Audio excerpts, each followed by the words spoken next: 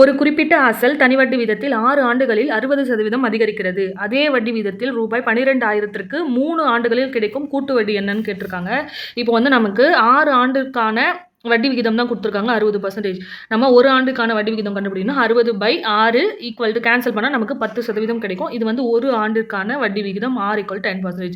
இங்கே வந்து அசல் வந்து 12,000 கொடுத்துருக்காங்க. N வந்து 3 years கொடுத்துருக்காங்க.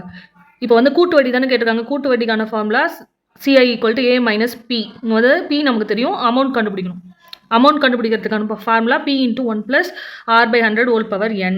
Pயோட வேல்யூ வந்து 12,000 into 1 + R ஓட வேல்யூ 10/100, 0 கேன்சல் ஆகிடும். அப்புறம் 1/10 இருக்கும்.